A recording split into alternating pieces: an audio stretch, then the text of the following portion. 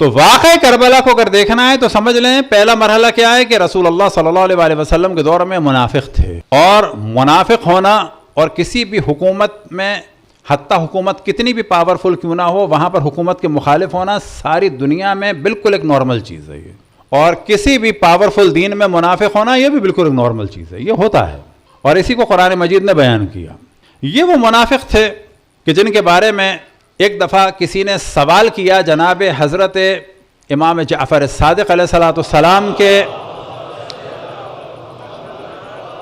ایک صحابی جناب حضرت ہشام بن حکم سے، اور حضرت ہشام بن حکم مولا کے پاس آئے اور کہا کہ بھئی یہ سوال ہوا ہے، اور وہ بہت پکا مناظرہ کرنے والے تھے، خود امام کے انڈر سپرویژن رہ کے امام کے شاگرد مناظرے کرتے تھے، ان میں سے ایک جناب ہشام بن حکم اور ایک جناب مومن طاق۔ مومن طاق کو اس زمانے کے دشمنان اہل بیت نے اور حتیٰ آج تک ان کا نام رکھ دیا ہے شیطان الطاق۔ وجہ کیا ہے؟ وہ اہل بیت کا دفاع کرتے تھے۔ تو جناب ہشام نے کہا کہ مجھ سے کسی نے سوال کیا ہے کہ یہ لوگ کہ جو دشمن تھے اور ہم یہ کہتے ہیں کہ یہ منافق تھے، تو جس وقت یہ ایمان انہوں نے شو کیا ہے، ہمارے روایتیں ہیں کہ واللہ پلک جھپکنے کے برابر بھی یہ ایمان نہیں لائے تھے، منافق تھے۔ لیکن سوال یہ پیدا ہوتا ہے، جو سوال کیا ہشام بن حکم سے ایک شخص نے اور کہا کہ جس وقت یہ ایمان لائے ہیں، یعنی بقول اس کے ایمان لائے ہیں، ایمان تو کبھی بھی نہیں لائے، جس وقت یہ ایمان لائے ہیں اس وقت تو نہ رسول اللہ کے پاس پاور تھی اور نہ پیسہ رہا تھا، تو یہ کیوں ایمان لائیں گے؟ نہ تو پیسہ ہے نہ پاور ہے۔ تو امام نے تبسم فرمایا کہ تم نے کیا جواب دیا؟ تو لگ رہا تھا بظاہر کہ جناب ہشام کے پاس جواب نہیں تھا۔ تو امام نے فرمایا ہاں، اس کا جواب یہ ہے کہ یہ تھے تو منافق، ایمان تو نہیں لائے تھے۔ یہ جو ایمان ظاہر کیا ہے، کیوں ظاہر کیا ہے؟ کیونکہ یہ یہود و نصارہ یعنی اہل کتاب سے کانٹیکٹ میں تھے، اور جس طرح سے، یہ میں مثال دے رہا ہوں، روایت میں نہیں ہے، جس طرح سے حضرت ختیجہ سلام اللہ علیہا کے کزن تھے ایک ورقہ بن نوفل، وہ یہود و نصارہ کی کتابوں سے آشنا تھے اور وہ کرسچن ہو گئے تھے، اسی طرح سے یہ، اور یہودی کیوں آئے تھے مدینہ میں یروشلم سے؟ کیونکہ ان کو پتا تھا یہاں سے ایک نبی ظاہر ہوگا۔ لیکن یہودیوں کا پرابلم کیا تھا کہ وہ نبی نہیں مان سکتے تھے، کس کو؟ حضرت اسماعیل کی نسل سے اگر ہوگا تو وہ چاہ رہے تھے کہ اگر نبی حضرت اسحاق کی نسل سے ہوتا تو مان لیتے۔ آئے وہ اسی لیے تھے، انتظار کر رہے تھے کہ ایک نبی ظاہر ہوگا فاران کے پاس سے اور یہ اس کا مرکز ہوگا، لہٰذا مدینہ میں ان کی پوری تیاری تھی۔ خیبر وغیرہ اور بنی قینقاع اور یہ مختلف علاقے کے لوگ انتظار کر رہے تھے اشرف الانبیاء کا، لیکن جب دیکھا یہ تو اسحاق کی نسل، حضرت اسحاق کی نسل سے نہیں ہے، تو حضرت اسماعیل کی نسل سے ہیں، تو وہ ساری روایتیں ان لوگوں کو پتہ تھیں، اور ان لوگوں کو یہ اندازہ ہو گیا تھا کہ یہی وہ نبی ہیں، لہٰذا یہ ساتھ مل گئے اور انتظار کر رہے تھے کہ اشرف الانبیاء دنیا سے کب جاتے ہیں تو پھر یہ اپنا رنگ دکھائیں۔ تو پہلا مرحلہ ہو گیا کہ یہاں منافقین تو تھے، یہ چیز کلیئر ہو جائے۔ اب جب ہم کہتے ہیں، اول تو قرآن کہتا ہے کہ منافق تھے، سورہ منافقون قرآن میں ہے واضح، سورہ توبہ میں، ٹھیک، وَمِمَّنْ حَوْلَكُم مِّنَ الْأَعْرَابِ مُنَافِقُونَ وَمِنْ أَهْلِ الْمَدِينَةِ مَرَضُوا عَلَى النِّفَاقِ، تو یہاں تک تو تھے منافق۔ اب آپ دیکھیں لاجک کتنی بدل جاتی ہے۔ ہم جب کہتے ہیں کہ فلان فلان فلان اور درجنوں افراد منافق تھے، تو لوگ کہتے ہیں یہ آپ توہین کر رہے ہیں اشرف الانبیاء کی، کیا ان کی تعلیم کا اور ٹیچنگ کا اثر نہیں ہوا ان میں؟ لیکن کیسی بات لے کے آتے ہیں، یعنی ان کو منافق ڈکلیئر ہم کر رہے ہیں، لیکن یہ ہم پر کیا الزام لگا رہے ہیں؟ توہین رسالت کا۔ یعنی آپ نے اگر کہہ دیا کہ فلانا شخص منافق تھا تو اس کے معنی یہ ہے کہ آپ نے تو رسول کی توہین کر دی۔ تو سوال کیا جائے، جب سورہ منافقون نازل ہوئی تو رسول کی توہین ہے، یہ کون سی لاجک ہوئی؟ شیطان جو ہے ملائکہ کا اصحاب تھا، صحابی تھا۔ البتہ آج کل مجھے بڑا افسوس ہوتا ہے، صحابہ کا شور مچانے والوں کو لفظ صحابہ بولنا نہیں آتا، صحابی کہتے ہیں، دیکھا آپ نے؟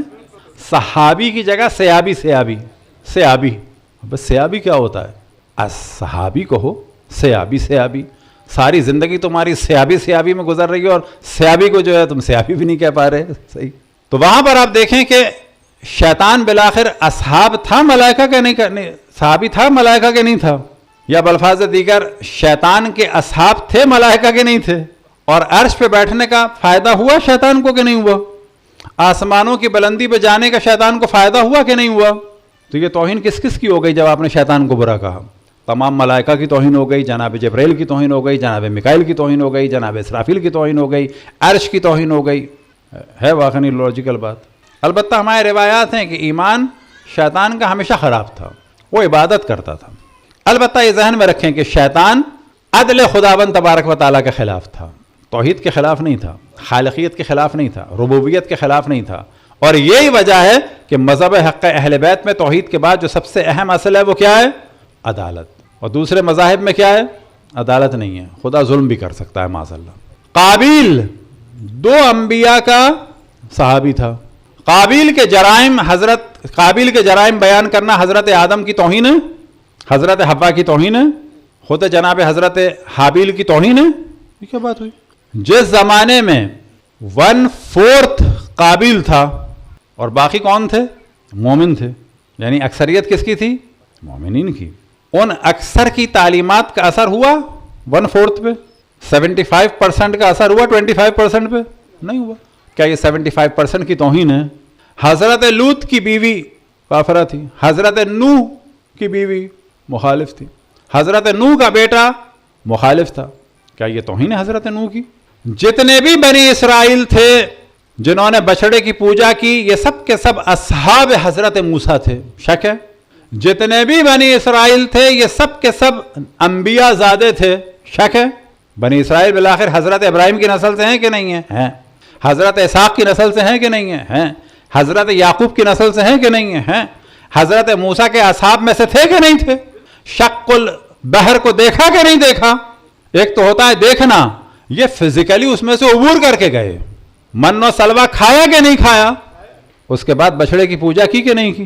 तो ये जो बछड़े की पूजा बनी इसराइल ने की अंबिया ज़ादे होने के बाद, असहाब होने के बाद, या बकौल हमारे उलमा अहले सुन्नत के सयाबी होने के बाद, ये हज़रत मूसा की तौहीन है कि अल्लाह की तौहीन है? किसकी तौहीन है?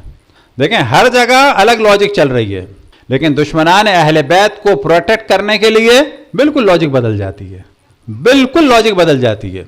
हर जगह उन लोगों को मुनाफिक काफिर कहा जा सकता है, लेकिन अशरफुल अंबिया की तौहीन करने वाले को आप ना मुनाफिक कह सकते हैं ना काफिर। अहले बैत की तौहीन करने वालों को ना मुनाफिक कह सकते हैं ना काफिर, क्योंकि लॉजिक बिल्कुल बदल गई। तो अब अगर अक्सरियत को, कि जो कतन हमारे भाई हैं लेकिन वो बिला शक ना रसूल के दुश्मन है ना रसूल की आल के दुश्मन है, अवाम की बात हो रही है। अवाम दुनिया में अक्सर मासूम है। अब इससे भी आगे बढ़ जाते हैं। ये जो हमारे मशहूर है कि हर हिंदू जो है वो या हर नॉन मुस्लिम जहन्नम में जाएगा, ऐसा कुछ नहीं है। डिपेंड करता है उस तक पैगाम पहुंचा था कि नहीं पहुंचा था, उसके पास अकल थी कि नहीं थी। अभी अभी आप सोचें जी 16 साल की लड़की क्या विलादत हो रही थी मसलन भूटान में, अभी अभी वो मर गई तो अल्लाह इसको जहन्नम में डाल देगा। बाबा क्यों डाल देगा? उस तक पैगाम पहुंचा था कि नहीं पहुंचा था? असल मयार है पैगाम का पहुंचना, हुज्जत का तमाम होना, और अक्ल व शऊर थी, अक्ल व शऊर था कि नहीं था। दुनिया में वो काफिर हैं शादी के मसाइल में, खाने में, पीने में, ज़बिये में, वो अलग मसला है। लेकिन हर काफिर के लिए आप सोचें कि जहन्नम में जाएगा, ये सिर्फ अल्लाह जानता है किस पे हुज्जत तमाम हुई, किस पे हुज्जत तमाम नहीं हुई। तो बरादरान अहले सुन्नत क़तन हमारे भाई हैं, हमारी जान है, उनके कदम हमारे सर आँखों पे हैं। ये रसूल अल्लाह के मानने वाले, अहले बैत के चाहने वाले हैं, लेकिन इनको अहले बैत से दूर कर दिया गया है। अक्सरियत को अशरफुल अंबिया के फ़ज़ाइल से दूर कर दिया गया है, अशरफुल अंबिया के मसाइब को छुपा दिया गया है, अहले बैत के मसाइब को छुपा दिया गया है। अब हमारी जानिब से उन पर एक एहसान क्या होना चाहिए कि उनके नबी के फ़ज़ाइल बयान करें, उनकी नबी की आल के फ़ज़ाइल बयान करें, उनके नबी के मुखालिफों को उजागर करें, उनके नबी की आल के मुखालिफों को उजागर करें। ये दुश्मनी नहीं है, ये मोहब्बत है, लेकिन इल्मी तरीक़े से, मंतकी तरीक़े से। तमाम मज़ाहिब इस्लामी रसूल अल्लाह की वो भेड़ें हैं जो भेड़ियों के हाथ में हैं, और हमें उन भेड़ियों से निजात दिला के अशरफुल अंबिया की जानिब लाना है। सलवात पढ़ें बर मोहम्मद व आले मोहम्मद।